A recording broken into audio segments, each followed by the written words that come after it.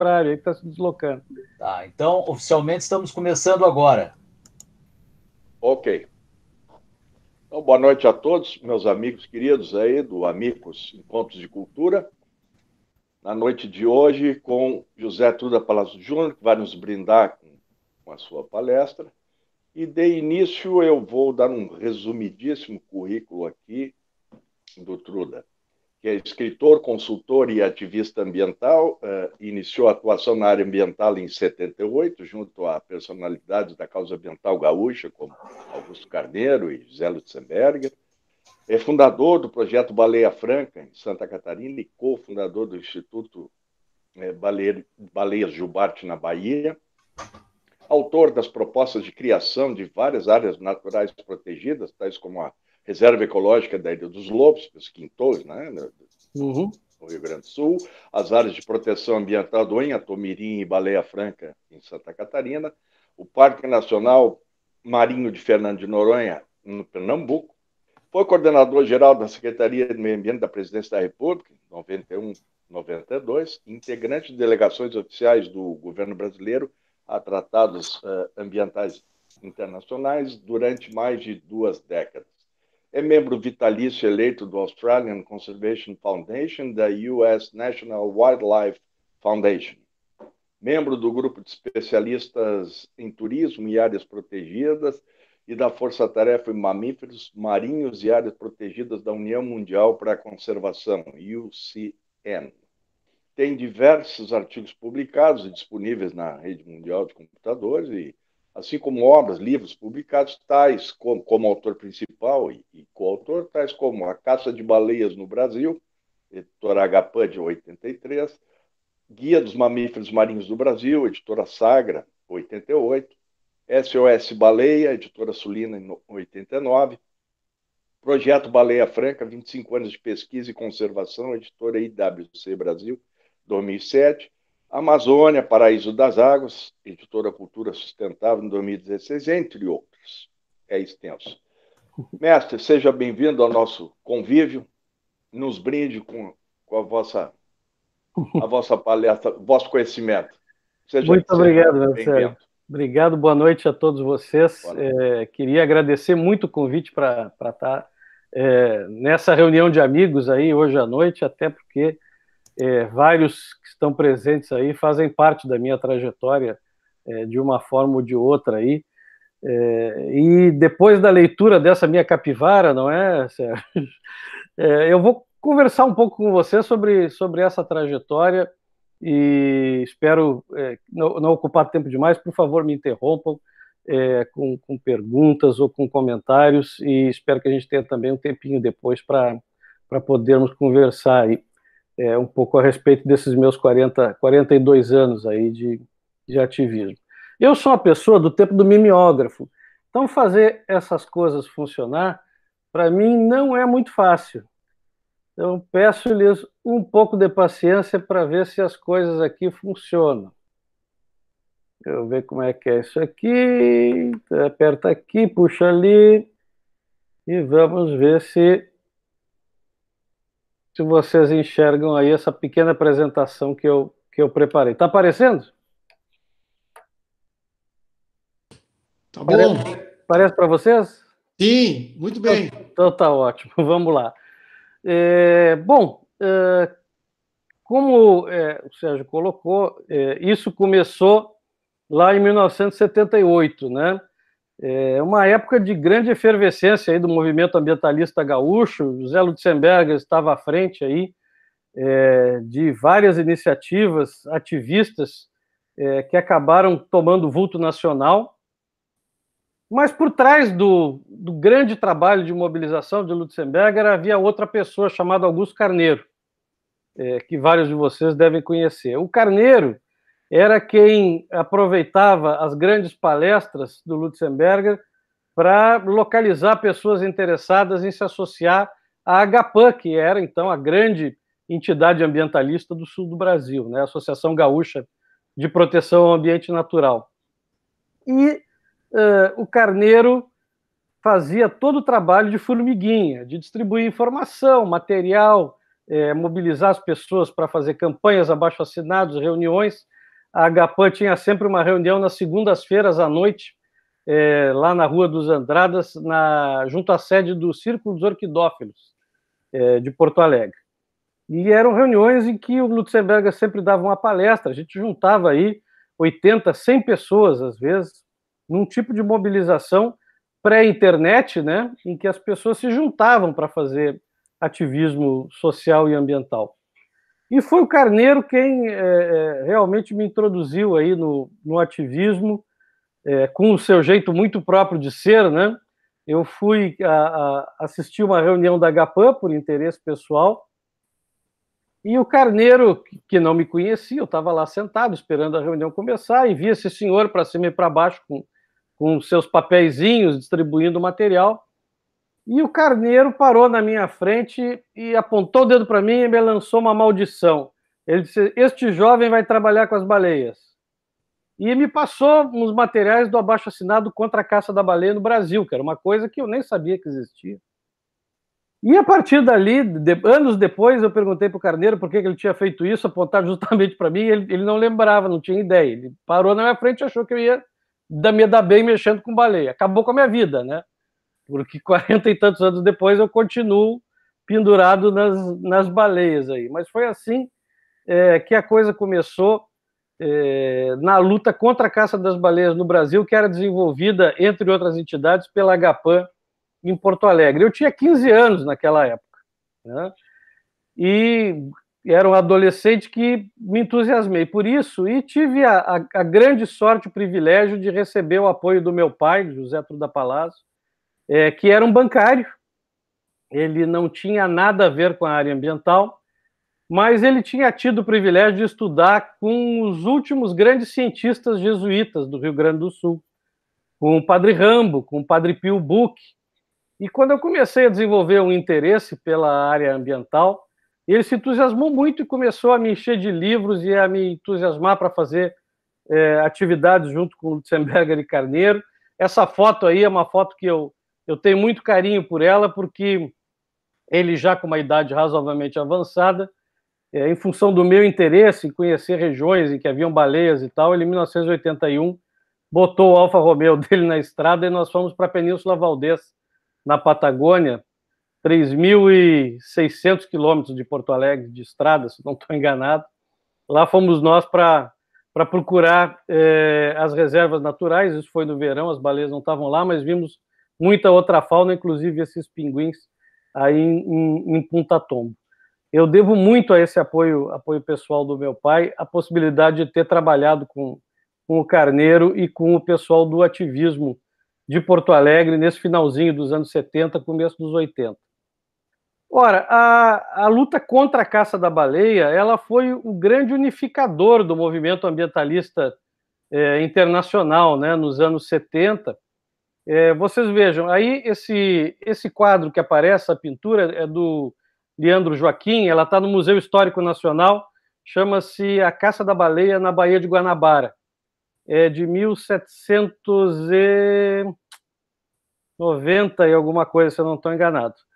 E dentro da Baía de Guanabara, as atividades de caça, que são retratadas com bastante detalhe nesse quadro, eram baleias francas, viu, Sérgio? Dá para ver pelos detalhes dos animais, principalmente essas do cantinho esquerdo aqui, que estão sendo esquartejadas e são bem típicas baleias francas. É uma atividade que foi muito importante no Brasil colônia, né? A gente estuda os ciclos do café, da cana-de-açúcar, do ouro, mas não estuda o ciclo das armações baleeiras, que contribuíram muito para a colonização da costa brasileira, do recôncavo baiano até Santa Catarina, aí desde do início do século XVII até o final do século XVIII. A última estação baleeira, que foi lá em Imbituba, foi estabelecida, acho que em 1796, se eu não estou enganado. E, bueno, isso continuou ao longo da nossa história, depois, já no século XX, substituída pela presença de navios baleeiros japoneses no Brasil.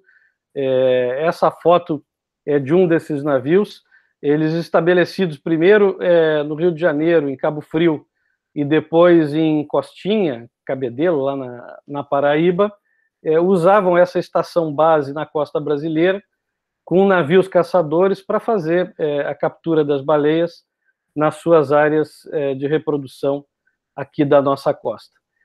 Eu coloquei esse gráfico aí só para dar uma ideia do que foi o massacre das baleias no século XX, né? Ele está dividido aí por espécies, mostra aí as baleias fin, baleia azul, baleia cachalote, né, sperm, e várias outras espécies que foram caçadas pelas frotas industriais, tanto nas regiões de alimentação, lá na Antártida. Esse aí é um navio fábrica, que ia para a Antártida no verão, matar baleias nas áreas de alimentação, né? E os pequenos navios caçadores matavam e traziam para o navio fábrica, que processava a baleia, saía enlatada já. E elas eram mortas na área de alimentação no verão e nas áreas de reprodução aqui na costa no inverno. Ora, isso não podia durar, e já aí nos anos 70 se reconhecia, né, a destruição global dos estoques das várias espécies de baleias, levando todas aí à beira da extinção. Isso fez com que se criasse um movimento de indignação popular em vários países. Primeiro, em países como os Estados Unidos, Inglaterra, Holanda, França, eram países baleeiros também, Austrália. E a partir também dos anos 70, com a fundação da Greenpeace, as primeiras ações diretas, né? O pessoal, os malucos lá da Greenpeace, que compraram um barquinho antigo lá na costa leste dos Estados Unidos, na costa oeste dos Estados Unidos, o Phyllis Cormack, e saíram para documentar a caça da baleia, feita pelos soviéticos na época, ao longo da costa da Califórnia, começaram a trazer imagens desse massacre e mobilizar as pessoas, e foi isso que começou, repito, numa época em que não havia internet, a fazer com que, por carta, por movimentos presenciais, protestos de rua, em todo mundo houvesse manifestações contra a caça da baleia. No Brasil, isso também começou a partir dos anos 70, esse anúncio aí, nesse mar que as nossas baleias estão sendo assassinadas, mostrando lá o plenário do Congresso Nacional, né, do Senado, era um anúncio colocado pelo Jornal da Tarde, que juntamente com o Estadão, lá, Estado de São Paulo, dava um suporte muito grande para a campanha contra a caça das baleias no Brasil, e nos ajudaram a fazer com que, finalmente, nos anos 80, o Brasil aceitasse parar com a caça das baleias. Não por vontade própria, mas sim porque a Comissão Internacional da Baleia, que deveria ser o organismo regulador da caça, que nunca conseguiu realmente parar a ameaça de extinção dos animais, decretasse, enfim, como quase um reconhecimento da sua incompetência em regular a caça da baleia, uma moratória da captura comercial desses animais, a vigir a partir de 1986. Com isso, em 85, o presidente José Sarney decretou uma suspensão da caça da baleia no Brasil, e nós conseguimos, em 1987, a proibição total da caça de baleias e a perseguição, molestamento de baleias, golfinhos e botos, de todos os cetáceos, através da Lei Federal 7.643. Bom, eu disse para vocês que isso se tratava lá na Comissão Internacional da Baleia, e até hoje é o organismo responsável pela gestão do recurso baleia, entre aspas, aí no plano mundial.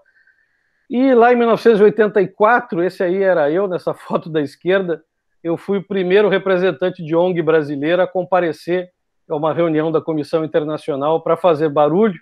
Nessa época o Brasil ainda era baleeiro, a delegação oficial brasileira não gostou muito da minha presença lá, mas nós fomos lá incomodar e exigir que o Brasil cumprisse a moratória que começaria em um par de anos.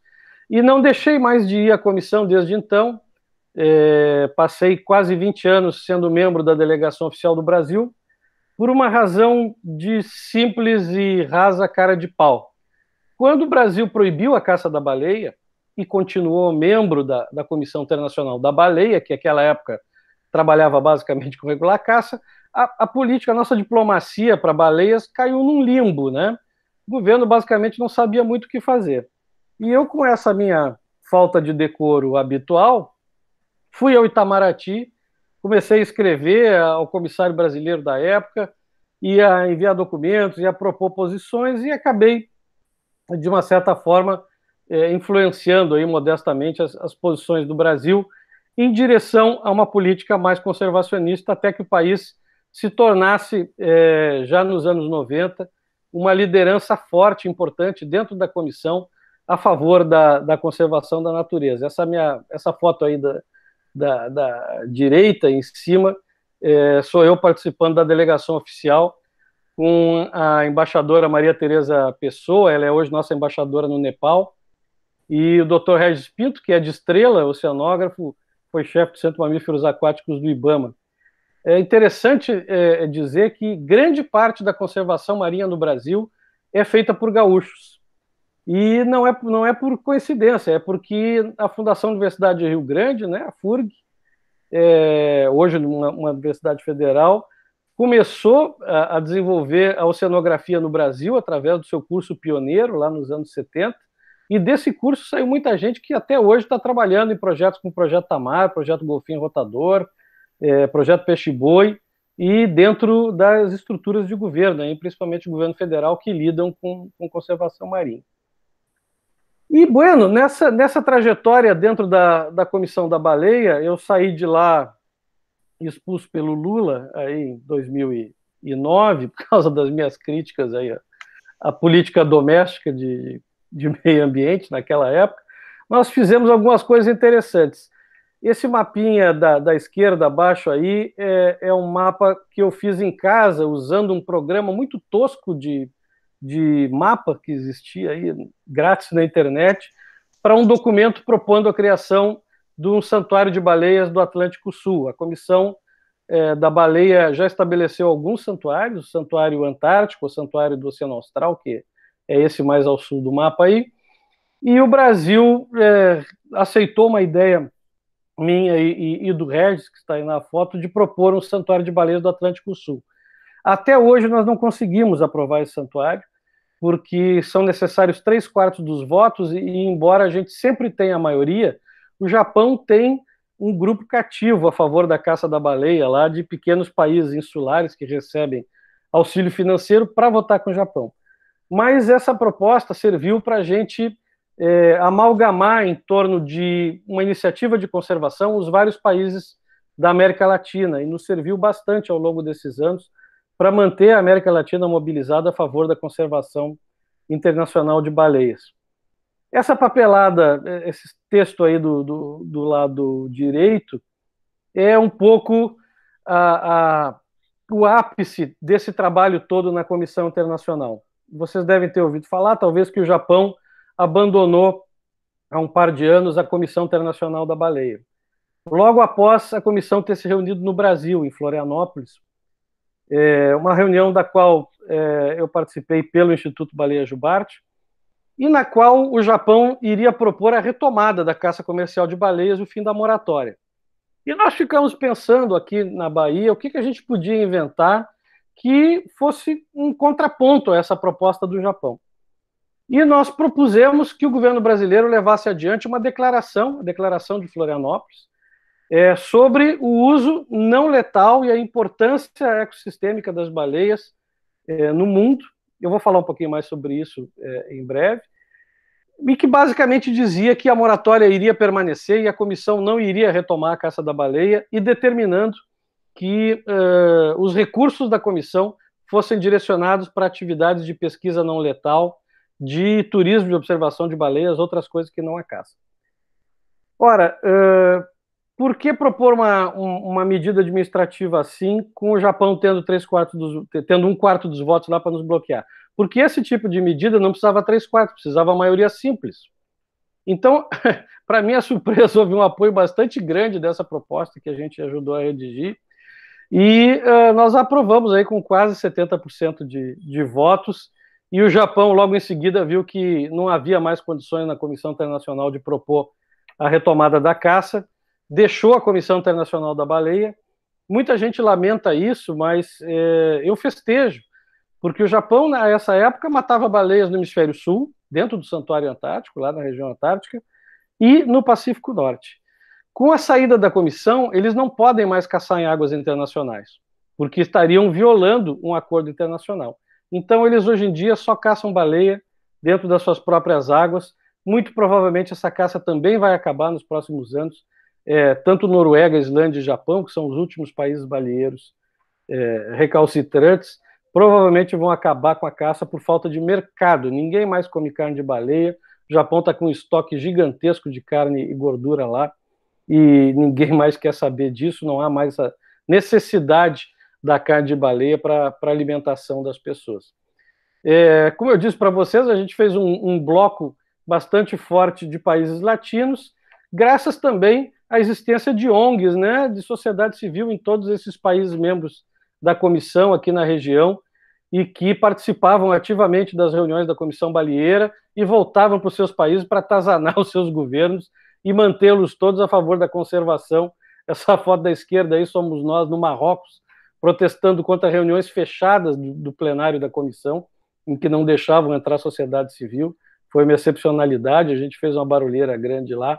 E a outra foto somos nós aí, ONGs do Brasil, Costa Rica e Argentina, no Chile, no Ministério de Relações Exteriores do Chile, que nos dava muito apoio e nos ofereceu há alguns anos espaço para a gente denunciar a caça da baleia na Antártida pelo Japão.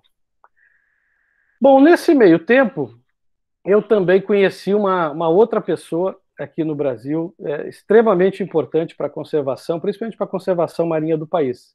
É esse senhorzinho aí, na foto comigo, o almirante Ibsen de Gusmão Câmara. Nessa foto ele já estava aí com seus 92 anos, ele faleceu de um acidente bobo em casa, caiu na sua biblioteca, estava perfeitamente lúcido e continuava na ativa aí a favor da conservação. O almirante foi vice-chefe de Estado-Maior das Forças Armadas nos governos militares, aí, no governo Figueiredo, e tinha uma posição muito forte contra a caça da baleia. Era o único no governo que tinha essa posição. Minto, era ele e o Dr. Paulo Nogueira Neto, que era o secretário da SEMA, da Secretaria Especial de Meio Ambiente. Por causa dessa posição, o almirante foi caroneado, como se diz no meio militar, né, na sua última promoção. Os japoneses fizeram pressão, tinha almirantes reformados no quadro da sua empresa baleeira brasileira, lá na Paraíba, e fizeram com que o almirante perdesse a sua última promoção, muito merecida, aliás. Ele foi comandante da flotilha do Amazonas, era um militar de grande respeito nos círculos castrenses aí brasileiros. Mas o almirante, em 1981, sai do governo e vai dirigir a Fundação Brasileira para a Conservação da Natureza, no Rio, onde ele continuou a sua campanha contra a caça da baleia. Nós tínhamos nos conhecido em Brasília, quando ele ainda estava na ativa, ficamos muito amigos. E um belo dia, em 1981, o almirante me manda uma carta e disse: olha, está aparecendo uma baleia preta em Santa Catarina, nós não sabemos bem o que é, mas eu acho que é baleia franca, que é um bicho que se considerava extinto no Brasil por causa da caça, e eu tenho aqui $1.000 da Universidade de Miami para a gente fazer 2 anos de pesquisa. Pega teus colegas de faculdade aí, eu tinha recém entrado na faculdade de biologia, na URGS, pega teus colegas aí, vai procurar esse bicho, vamos fazer alguma coisa para tentar achar essa baleia. E aí nós começamos a procurar, e em 1982, agosto de 82, vimos a primeira fêmea com filhote em Santa Catarina, em São Francisco do Sul, confirmando, né, a presença, a reavistagem oficial das baleias francas como população reprodutiva no Brasil. Isso foi basicamente o começo do projeto Baleia Franca, no qual eu trabalhei 30 anos aí, liderando esse trabalho. Era uma época que a gente tinha poucos recursos. Essa fotinho no avião ali, somos eu e a doutora Maria do Carmo Botti, que hoje é veterinária da Fundação, da extinta Fundação Zoobotânica, que está lá no Zoológico Sapucaia do Sul, na área de resgate de fauna. E nós fazíamos uma campanha junto aos pescadores para nos ajudar a localizar as baleias. Eram pouquíssimas. A gente, às vezes, andava dias e dias sem ver baleias, eram muito poucas mesmo. Hoje, elas estão aparecendo aqui em Torres, em Itapeva, se for em Imbituba e Garopaba nessa época, até setembro, é praticamente 100% a chance de ver as baleias francas lá. E a gente fazia esse trabalho com alguns materiais, como esse folhetinho aí, Ajude a Salvar a Baleia Franca. Era uma coisa moderníssima para a época, né? Os desenhos feitos à mão, a nanquim, o texto datilografado numa IBM elétrica, daquelas de esfera, que era o suprassumo do escritório de todo mundo, e os títulos, evidentemente, feitos em letra 7. Né? Vocês são todos muito jovens, talvez não se lembrem, mas a gente comprava a letra 7 na Livraria do Globo para fazer coisas aí com títulos e xerocar e distribuir em atividades educativas. E essa minha entrevista aí embaixo, ela é muito emblemática porque marca o lançamento oficial público do projeto Baleia Franca, com o apoio de uma personalidade muito querida lá em Santa Catarina até hoje, o doutor Vladimir Ortiz, que chefiava a Fátima lá. Sei nem se ele lembra disso, mas a Fátima abriu as portas, a Fundação de Meio Ambiente do Estado abriu as portas para a gente fazer o lançamento do projeto e sempre nos deu muito apoio.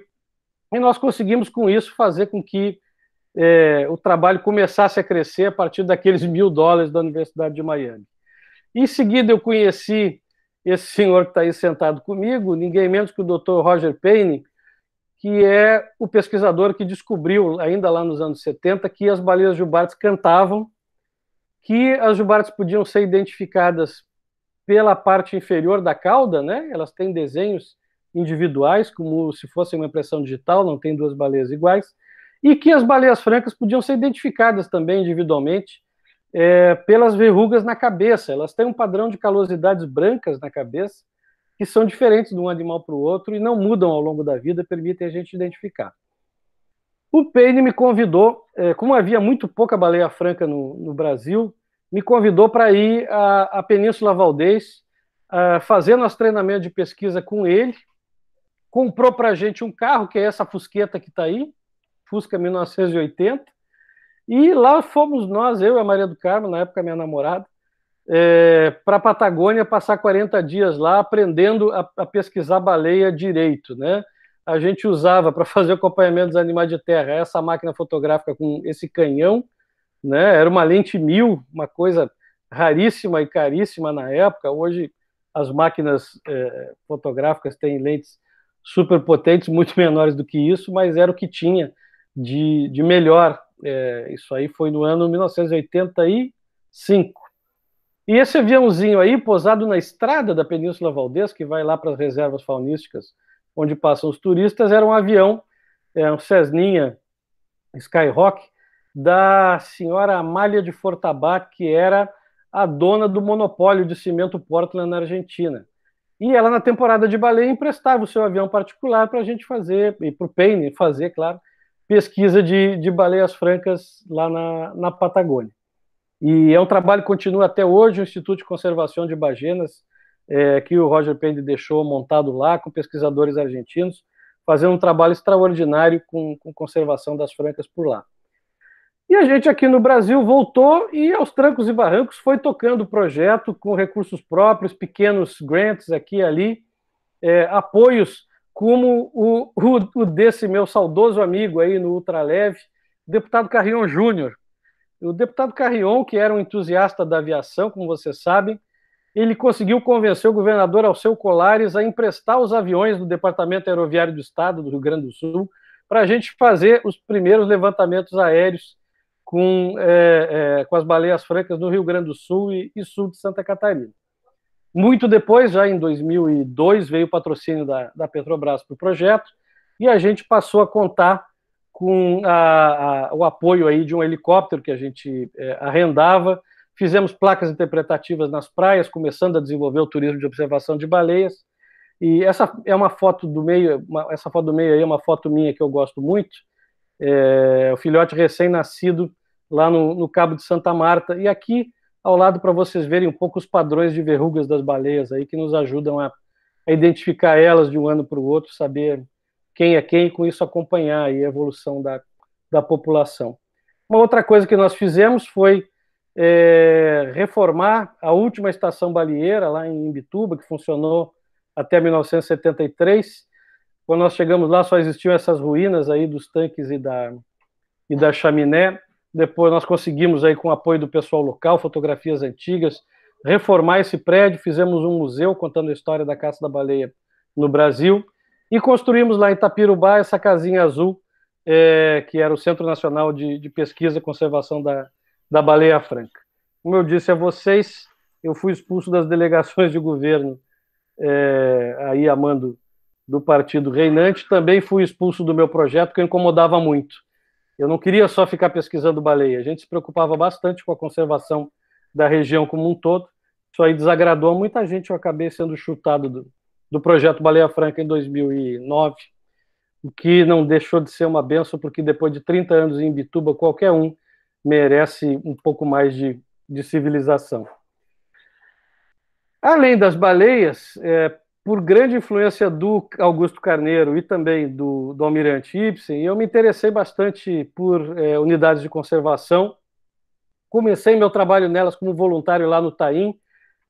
O projeto Profauna, que era desenvolvido em parceria pela Fundação Zoobotânica e pela Federação dos Caçadores do Rio Grande do Sul, nos deu essa caminhonetinha aí, a álcool, para fazer patrulhamento. Nós tínhamos credenciais à época de fiscais voluntários, primeiro do IBDF, depois da SEMA, que era a administradora federal lá da Estação Ecológica do Taim, e começamos a trabalhar lá em apoio à administração, tocando os caçadores para fora do banhado. Eu ouvi falar na campanha pela proteção da Ilha dos Lobos, em que se tirava muita moção, ia-se para os congressos aí de conservação, falava-se muito nisso. A saudosa Hilda Zimmermann, que também foi uma gigante aí da conservação do Estado, batalhava muito por isso, mas ninguém nunca tinha feito um projeto. Ora, eu fui à Ilha dos Lobos, tirei um monte de foto dos leões marinhos lá, montei um dossiê e mandei para o Paulo Nogueira Neto, à época o secretário da SEMA, e em poucos meses saiu, para minha surpresa, a criação da Reserva Ecológica, hoje refúgio de vida silvestre Ilha dos Lobos. E eu tomei gosto por essa coisa, né?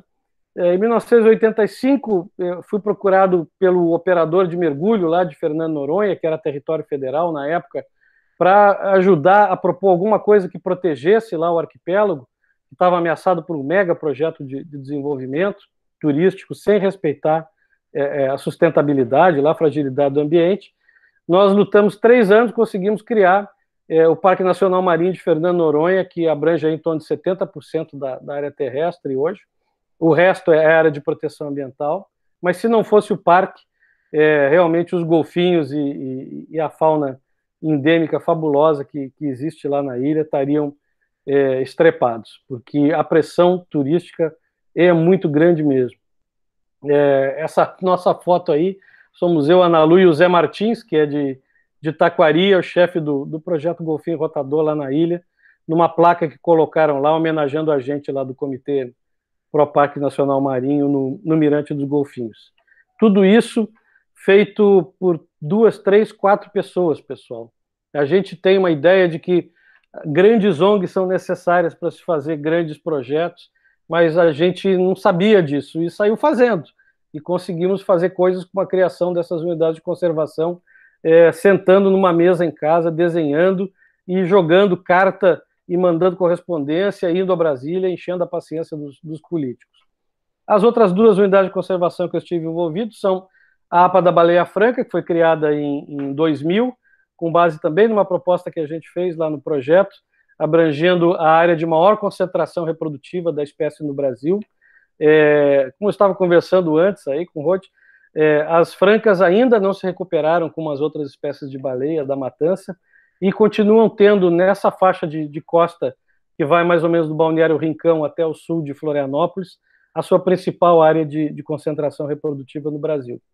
E a outra foi a área de proteção ambiental do Anhatomirim, que é pequenininha, fica ali na Bahia Norte de Florianópolis, mas protege uma área importante para a população mais austral do boto cinza, ou boto da tainha, que eles chamam, o golfinho aí, sotália, que só vem, é um bicho endêmico da costa leste aí, sul-americana, e tem aí nessa região a sua distribuição mais ao sul conhecida. As áreas de proteção ambiental, elas têm os seus problemas, né, porque são áreas de uso múltiplo, é complicada a gestão, mas a verdade é que sem elas, essas áreas estariam muito pior do ponto de vista de conservação e de gestão dos recursos, né? Em tempos mais recentes, nós nos envolvemos numa campanha grande pela criação das grandes áreas oceânicas protegidas do Brasil. Foi uma campanha com várias instituições e que basicamente pressionava o país para fazer alguma coisa que nos aproximasse mais das metas de Aichi, né? A Convenção da Diversidade Biológica determinou que os países deveriam criar pelo menos 10% das suas águas jurisdicionais como áreas protegidas, e graças aí a uma iniciativa do Zé Pedro de Oliveira Costa, que foi secretário de Biodiversidade do ministro Sarney no governo Temer, tá aí eu e o presidente Temer conversando, nós tivemos uma conversa bastante relevante sobre essas unidades de conservação, veio a Sylvia Earle dos Estados Unidos apoiar, e criou-se uma composição que chegou à decretação dessas duas grandes áreas marinhas protegidas. São 2 mosaicos ao redor de São Pedro e São Paulo e ao redor de Trindade e Martim Vaz. As áreas em verde mais escuro são áreas de proteção integral, são monumentos naturais. Elas somam, se eu bem me lembro, algo em torno de 11 milhões de hectares. São áreas imensas. Vocês vão me perguntar, puxa, mas como é que patrulha isso? Hoje em dia você já tem condições de patrulhar por satélite a maior parte dessas áreas. É o que está sendo feito em Galápagos, onde há pouco tempo chegou perto uma frota grande pesqueira chinesa e a Marinha da Colômbia e do Equador se mobilizaram para ficar de olho no pessoal. Nós podemos fazer a mesma coisa. Estamos brigando para que a nossa Marinha e o nosso Ministério da Agricultura se integrem ao Programa Mundial de Monitoramento da Pesca, chamado Global Fishing Watch, mas é possível sim patrulhar essas áreas, desde que se queira. Lá no Mosaico de São Pedro e São Paulo, mais ao norte, já tem frotas de pesca industrial aplicando medidas voluntárias de conservação, de restrição da pesca, para não capturar espécies vulneráveis, reduzir captura acidental. Então, sempre vale a pena a gente batalhar pela criação de unidades de conservação, mesmo que não haja na hora os recursos necessários para a sua implementação total ou efetiva. É preciso criar para que a gente gere a demanda e consiga, com isso, correr atrás da proteção. Nós estamos agora com os olhos voltados para o Rio Grande do Sul, novamente, por uma iniciativa do NEMA, que é uma das ONGs mais importantes do Estado, apesar deles serem modestos, a gente ouviu falar pouco. Eles são uma verdadeira usina de formação de gente para a área costeiro-marinha, tem uma sede lá no Cassino, e estamos trabalhando, conseguimos aprovar recursos internacionais agora para um trabalho compartilhado com o Uruguai, visando valorizar, desenvolver uma consciência na nossa sociedade gaúcha, principalmente, e uruguaia, sobre a importância da biodiversidade marinha no extremo sul do Rio Grande do Sul e no Uruguai. E a região do Albardão, que aparece nessas duas fotos, está aí o farol do Albardão, emblemático lá da região do nosso extremo sul, é uma região extremamente rica. A gente tem ideia de que a costa do Rio Grande do Sul, por ser reta, né, arenosa e reta, ela não tem tanta biodiversidade. Nessa região existem fundos que não são só arenosos, né, dentro do mar, são fundos consolidados de antigos arenitos e lugares onde há coisas extraordinárias como esses concheiros que aparecem lá entre o Albardão e o Chuí. São áreas em que a praia é recoberta de cacos de conchas fósseis.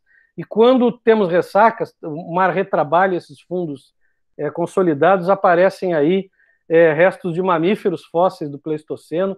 Esse é o sítio paleontológico mais importante da costa brasileira. E é uma região belíssima, com aves migratórias, dunas, lagoas, e que se presta muito para o ecoturismo. E nós esperamos, através desse projeto binacional, que nós chamamos de Um Solo-Mar, conseguir criar novas áreas protegidas aí no Albardão, no Brasil, e em algumas áreas offshore de corais de profundidade no Uruguai, nas quais nós estamos trabalhando. Para não dizer que eu só me preocupo com grandes áreas protegidas, também fiz alguns trabalhos aí na esfera municipal. Essa grande árvore, essa gameleira que aparece aí comigo, é do Parque Municipal Maria e Amaliciquara, em Caravelas, do sul da Bahia. É um projeto que eu executei para a Prefeitura Municipal de Caravelas.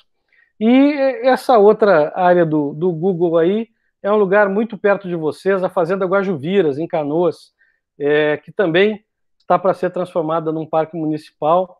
Eu fiz algumas propostas lá de recuperação da vegetação, de implantação de trilhas.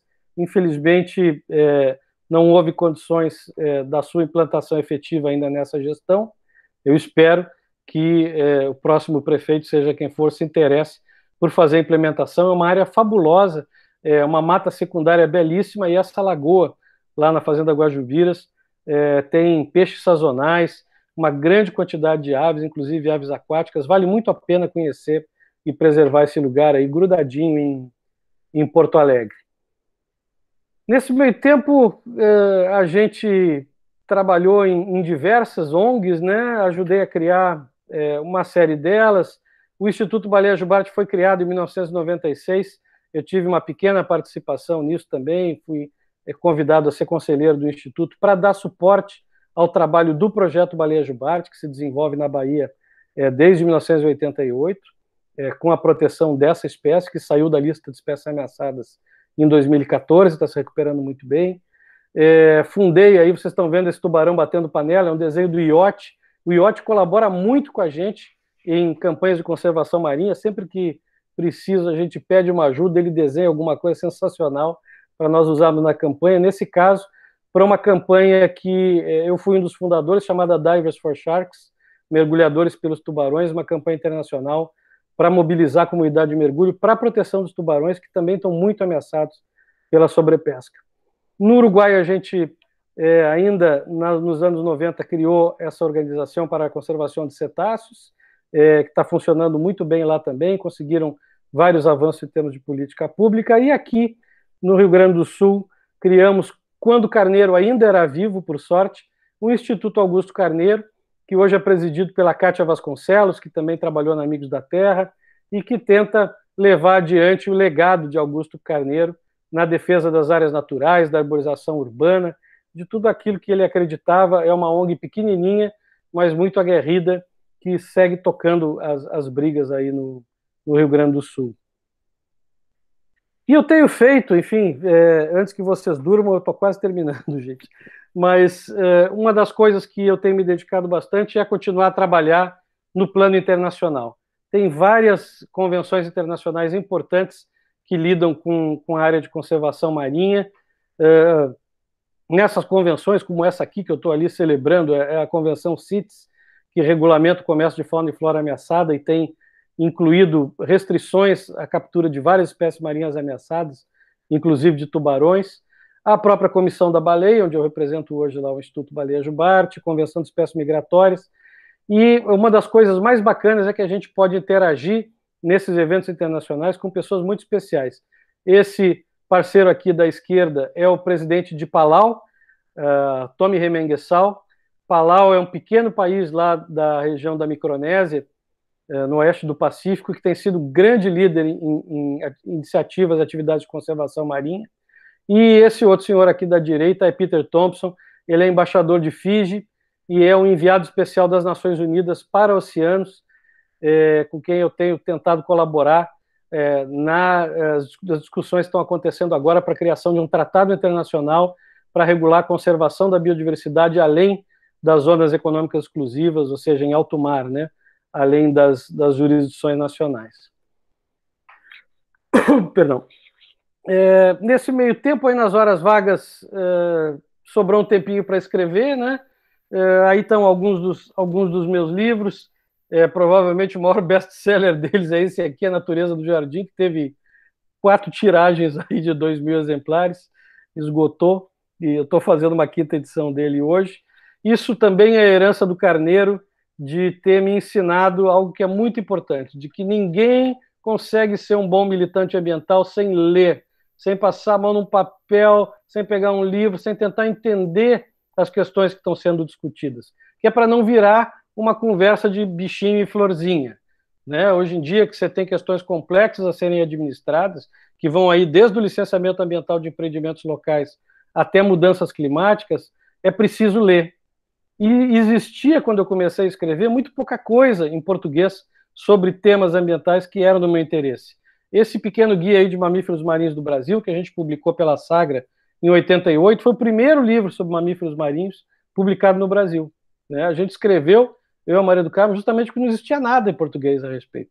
Então foi uma forma da gente também, e tem sido até hoje uma forma de eu tentar compartilhar um pouco de conhecimento e fazer com que apareçam aí, quem sabe, jovens que tenham a mesma centelha e a mesma vontade de colaborar para a conservação que eu tive conhecendo Carneiro, Lutzenberger e essas figuras de proa do movimento, um privilégio grande que eu tive na minha juventude aí.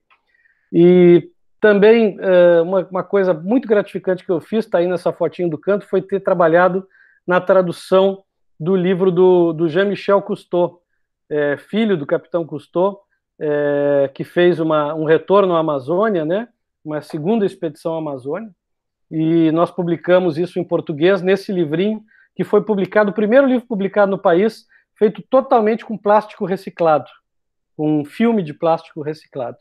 E é um processo caro, ele infelizmente não pegou ainda, mas é uma promessa para se produzirem livros duráveis com um material que precisa muito ser reciclado, que é esse filme aí de polietileno. Só para voltar muito rapidamente às baleias, hoje vocês sabem, eu estou aqui na Bahia, na Praia do Forte, trabalhando numa das bases do Instituto Baleia Jubarte, sou coordenador de desenvolvimento institucional deles. Esses tempos veio uma moça fazer auditoria aqui, me procurou e disse, olha, eu não entendi muito bem qual é a sua função aqui no Instituto. Digo, olha, minha senhora, eu sou encantador de serpente. Ela disse, como? Digo, sim, eu toco flauta para ver se a cobra sai do cesto, se a gente consegue financiamento, se nós arrumamos parcerias internacionais. Eu faço todos os salamaleques necessários para que a gente possa construir boas parcerias e levar o nosso trabalho adiante. Então, basicamente, eu tenho buscado aí, principalmente no plano internacional, parcerias para o Instituto. Uma delas, e que se reflete um pouco nessas imagens aí do lado direito, é um trabalho recente com uma ONG americana, uma fundação chamada Great Whale Conservancy, e pesquisadores do Fundo Monetário Internacional, que estão trabalhando para identificar a valoração econômica das baleias. Eles fizeram um primeiro apanhado de quanto que as baleias valem vivas, né? Tanto pelo valor delas para o ecoturismo, tem aí uma foto de Porto Seguro, as baleias saltando lá. Hoje nós temos aí turismo de observação de baleias acontecendo ao longo de toda a costa da Bahia e também no Espírito Santo até Vitória, além lá das baleias francas em Santa Catarina, que podem ser avistadas de terra, né? Muitos empregos sendo gerados. No mundo inteiro, esse turismo gera hoje em torno de 2 bilhões de dólares por ano. E o Brasil ainda tem um grande potencial de crescimento. As baleias são importantes economicamente para o turismo, mas também porque elas são verdadeiras jardineiras dos oceanos. Elas, com as suas fezes, os seus dejetos, elas fertilizam as camadas superficiais do oceano, principalmente nas regiões tropicais, como é o caso das jubartes, que vem se reproduzir aqui na Bahia, e que são áreas mais pobres de nutrientes. Com isso, elas estimulam o fitoplâncton. Com a estimulação do fitoplâncton, elas fazem com que a produtividade primária seja maior, os oceanos aumentam sua capacidade de absorver carbono, ajudando a mitigar as mudanças climáticas, e também aumentam a produtividade pesqueira. Então, a recuperação das populações de baleia, que nós quase extinguimos, deixa de ser um imperativo moral ou simplesmente ecológico para se transformar numa necessidade econômica, né? As baleias também contribuem para nos ajudar a mitigar as mudanças climáticas porque elas absorvem muito carbono. Vocês imaginam que uma baleia franca de 30 toneladas, uma grande parte desse corpo dela é carbono. Quando ela morre, e a maioria delas morre no mar aberto, elas afundam para profundidades lá acima de 1.000, 2.000, 4.000 metros, para as grandes planícies abissais, e levam esse carbono todo lá para baixo. São milhares de baleias fazendo isso, levando milhões de toneladas ao longo do tempo de carbono para as profundidades do oceano, onde as correntes, que são muito mais lentas que as correntes de superfície, fazem com que esse carbono fique lá centenas, talvez milhares de anos, ajudando a gente a retirar carbono da atmosfera também. Enfim, são inovações na área da conservação marinha. A gente antes administrava a escassez de baleias, hoje estamos administrando a abundância de baleias, por sorte, lidando com novos desafios, como é o caso das colisões com embarcações, da captura acidental em redes. Tudo isso são coisas para as quais a gente tem que trabalhar em parceria e onde eu tento me envolver com o trabalho que eu faço para o Instituto. Como vocês devem imaginar, existe um sacrifício a ser feito né, para se ter 40 anos de ativismo na área ambiental. Grande parte desse sacrifício é o tempo que a gente não passa com a família. As minhas 2 filhas do meu primeiro casamento, felizmente, reconhecem bastante o meu trabalho, mas eu gostaria de ter tido mais tempo de passar com elas quando elas eram menores. Mas também tem as suas recompensas aí ao longo do tempo. Essa fotinho da gente ali na frente do mar, somos eu e a minha segunda esposa, Ana Lu, no nosso casamento na ilha de Iap, na Federação dos Estados da Micronésia. Nós mergulhamos, gostamos muito de mergulhar, fomos a Iap em 2007 pela primeira vez, ficamos muito amigos do casal que administra lá o resort de mergulho. Ele é americano, ela é nativa. Nós acabamos sendo aceitos na família, fomos introduzidos lá no clã do Záquer, lá, que administra essa atividade de mergulho, e nos casamos lá. Esse é o quintal da casa deles, de frente para a Laguna de Coral de Iap, em 2013. E fomos casados por esse senhor, que é o juiz Cipriano Mungubei. Ele é o vice-presidente do Tribunal de Justiça de Iap, e, na verdade, está gravado isso em vídeo, ele nos sentenciou, marido e mulher. E foi uma festa memorável lá na ilha. A outra foto somos eu, Ana Lu e as nossas 3 filhas, né? A Júlia, da esquerda, aí, que hoje é cidadã australiana, mora na Austrália, toca um trabalho de design gráfico lá, hoje trabalha para uma empresa de realidade aumentada. A da ponta direita é a Patrícia, filha da Ana Lu, e minha filha também hoje, tenho muito orgulho de dizer. E a do meio é a Lara, que se formou em medicina no final do ano, foi quando a gente tirou essa foto, e hoje é a nossa grande preocupação, porque ela está a campo aí no Rio Grande do Sul, atendendo o pessoal da Covid. Enfim, custo-benefício da gente fazer essas coisas, mas eu certamente não me arrependo desses 42 anos. Uma das razões de não me arrepender está aí, é o nosso neto João Pedro, conosco lá no Aquário do Rio de Janeiro, ano passado, quando eu recebi o Prêmio Nacional aí de Conservação Marinha, e começando a fazer snorkel comigo aqui na Praia do Forte. Por causa deles que a gente não deve desistir, mesmo em momentos mais sombrios, como a gente está passando agora, não só no Brasil, mas internacionalmente, a gente não deve desistir de fazer a nossa parte pela conservação da natureza. E se tem uma coisa que eu aprendi, acho que isso ficou um pouco claro da minha exposição, é que a gente individualmente pode fazer muita coisa.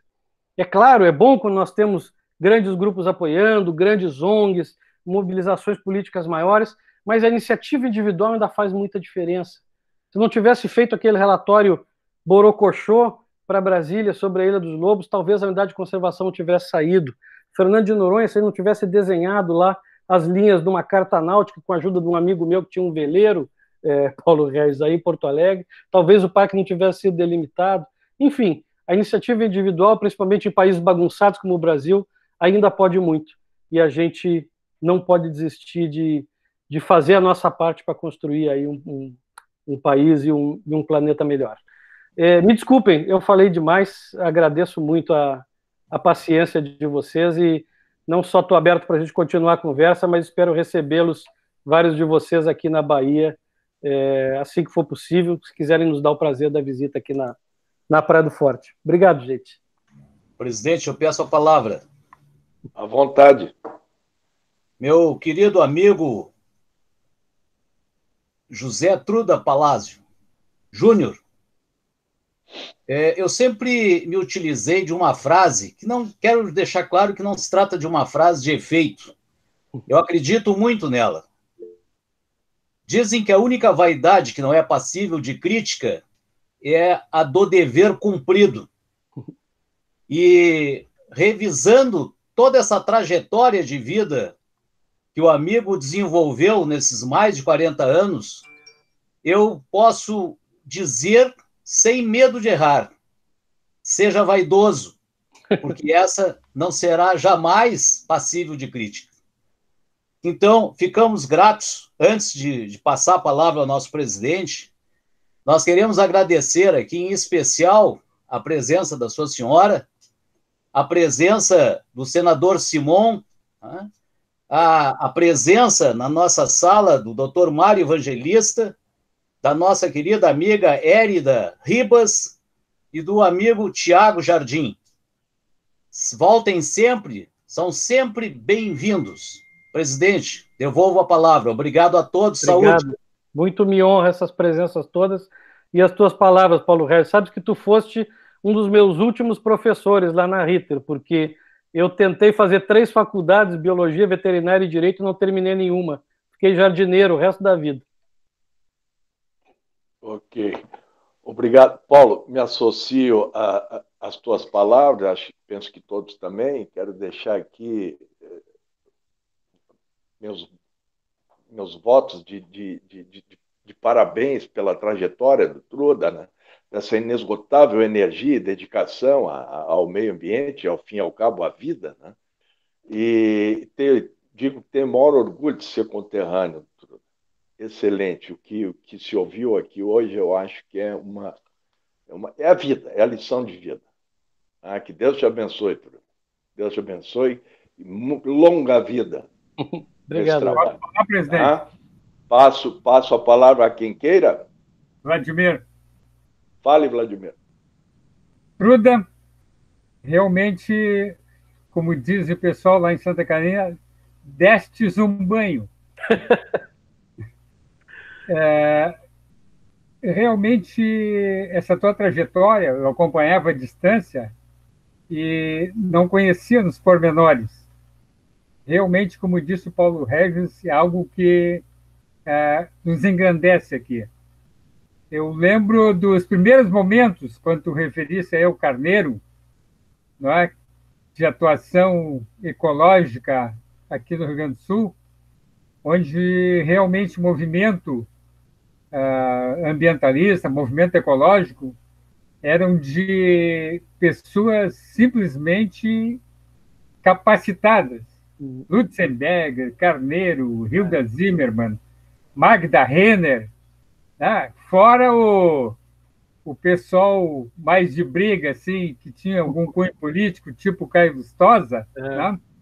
Mas que realmente foi algo que também me engrandeceu na vida, porque eu era obrigado, à época, né, fazer a política ambiental, política do governo, e manter um relacionamento bom com o movimento ambientalista. Mas fizeste isso no Rio Grande do Sul e em Santa Catarina com uma respeitabilidade, uma honorabilidade que serviu de baliza para a gente a vida toda, Vladimir.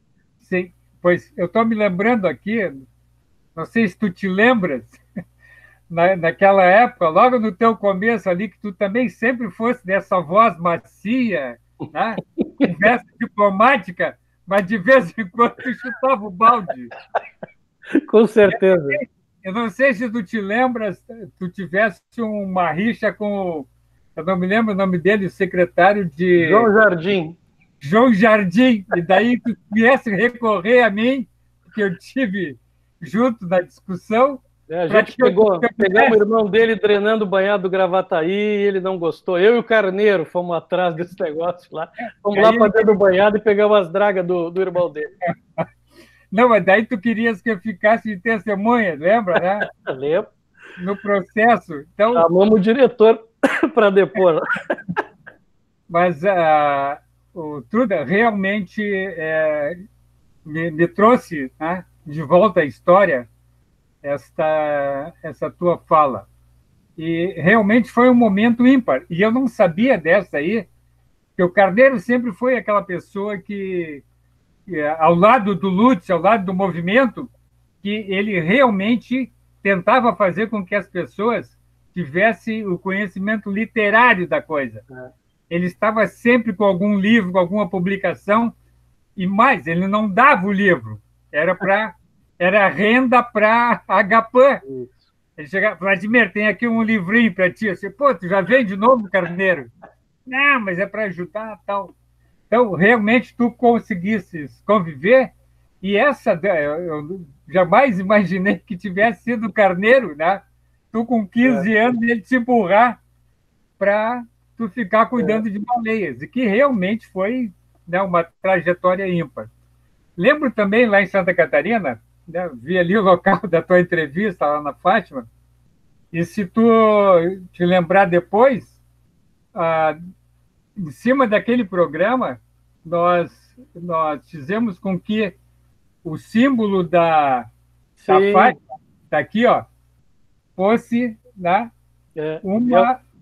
É ao mesmo tempo uma semente brotando e a cauda da baleia moldada sobre a cauda que estava naquele cartaz na parede, no fundo da minha entrevista lá.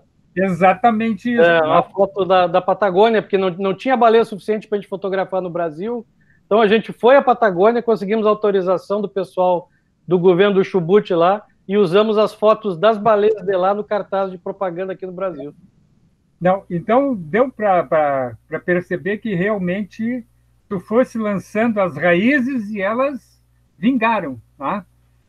Eu lembro da tua atuação também muito forte naquele período de Santa Catarina, né, evitando que os empreendimentos naquela área ali de Imbituba, e onde era, né, que tu tinha instalado o projeto da Baleia Franca, né, conseguíssemos evitar muita depredação. É verdade. Né? E tu ficasse, mesmo depois que eu saí, eu cheguei um momento depois conversar contigo lá, porque tinham algumas pessoas que queriam fazer algum tipo de empreendimento, e vocês conseguiram, né, mesmo não sendo um órgão de licenciamento, vocês conseguiram por muito tempo, né, balizar todos os empreendimentos lá. Então, Truda, fico realmente muito grato, né, satisfeitíssimo por toda essa tua trajetória e por tu ter trazido até nós aqui, tá, toda essa história, né, todo esse teu conhecimento. Muito obrigado. Obrigado, Vladimir. Assim, uma grande satisfação te reencontrar através desse grupo de amigos aí, lembrando sempre com muito carinho da tua participação em todos esses episódios aí, tanto da minha formação lá no começo, como depois do apoio que nós tivemos teu aí lá em Santa Catarina. É uma coisa que a gente não esquece, apesar de não nos vermos, né, nesse mundo complicado de hoje, pode ter certeza que tu estás no meu coração aqui, por todas essas coisas aí, e pelo enorme respeito que eu adquiri da tua pessoa enquanto servidor público, com uma postura sempre de retidão, né? A gente vê tanta barbaridade acontecendo e tanta coisa sendo dita de determinados gestores na área ambiental. Acho que pessoas como tu, o Paulo Regis, que passou lá pela Procuradoria, né, da Secretaria, do Departamento, nem me lembro tanta coisa. Né? São modelos de retidão, de honradez para a gente que pensa em gestão pública ambiental como uma coisa importante. Obrigado. Muito bem. Alguém mais quer falar? Ninguém? Bom, Truda, mais uma vez, então, uma enorme satisfação tê-lo conosco nessa tarde e noite aqui e agradecer a tua disponibilidade. Toda minha. Brilhante. Toda minha, e espero estar com vocês nos próximos encontros também. Não tenha dúvida. Eu já vi que o time de palestrantes é de primeiríssima linha, tirante este, né? Sempre se acrescenta muito as conversas, e espero também que passe logo essa pandemia porcaria para que a gente possa se encontrar pessoalmente numa das reuniões aí no Sul. Assim seja. Então, te desejamos felicidades, vida longa, muita saúde. Aos que nos acompanharam, agradeço a companhia dos ilustres participantes e convido a todos para no dia 24, se eu estou bem certo, com palestra às 18 às 19, com o Dr. Jair Ferreira, epidemiologista, que é o que está vingando muito hoje. Epidemiologista, infectologista. Ok, Paulo, queres falar?